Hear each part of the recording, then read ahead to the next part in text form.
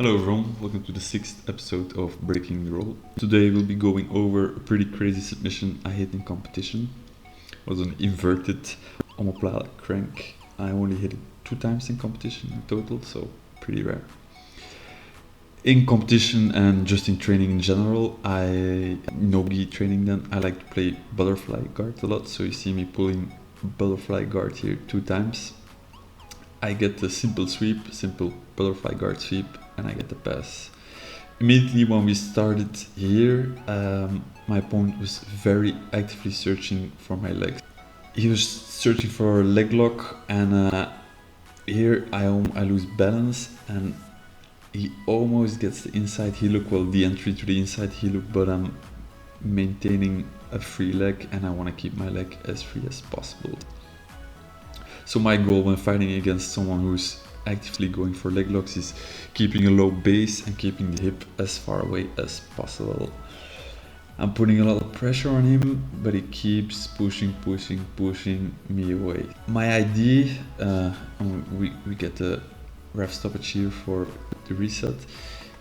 Now I'm thinking this guy is pretty strong and he's actively hunting for my legs. I'm gonna fatigue him out with full mount. Full mount is a pretty secure option, especially because I already passed his guard. So I'm just gonna slide my knee over and get the full mount. The moment I get in full mount, I'm closing up my feet. I'm crossing my feet, so it's impossible for him to push out and go for the inside heel hook. For the outside heel hook, what a lot of people do when they're mounted. It's like it's not that uncommon to see that entry from mount.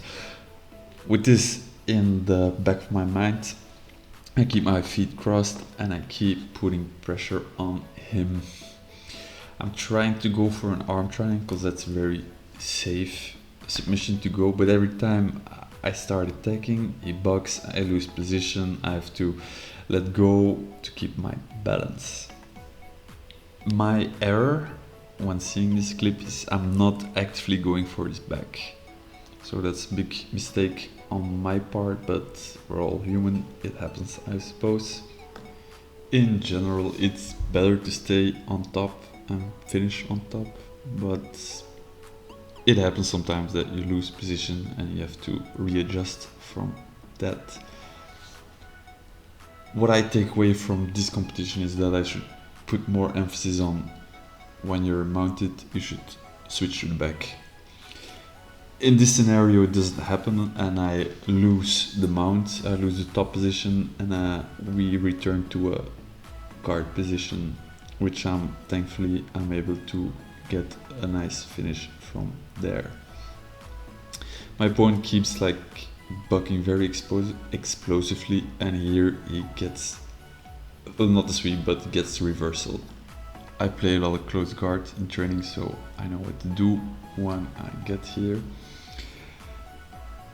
Lucky enough, I get my leg over and I'm able to go for the Omaplata sweep. I immediately want to control his far shoulder, and here I'm gonna initiate the roll. I'm gonna push with my far leg and he goes over. I'll go a bit more in detail about how I get the finish in the next 2 clips.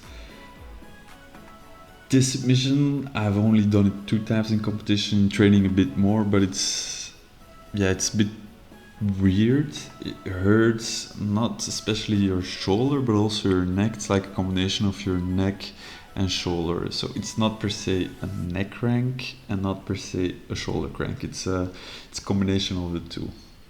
I'm really glad someone was able to film this submission because, it doesn't happen a lot, and when it happens, you're pretty psyched that it got filmed. Mohammed will be helping me film the breakdown of the technique in just a second.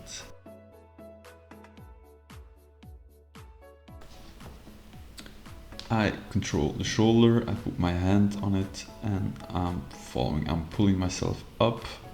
Then immediately I switch to the shoulder and head.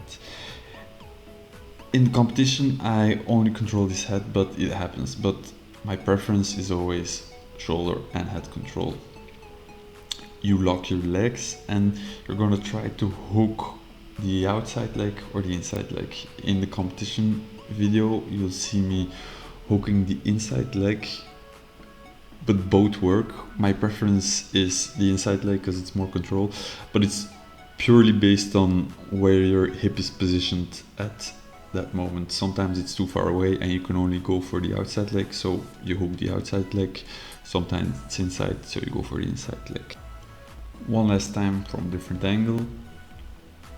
To get enough pressure to get submission, very important is that you pull the shoulder and head, or only the head, towards you, and you stretch out your legs. That way you create a lot of tension in the shoulder and neck to get the finish. I hope you guys enjoyed this competition breakdown, and I wish you all a great day. See you in the next one.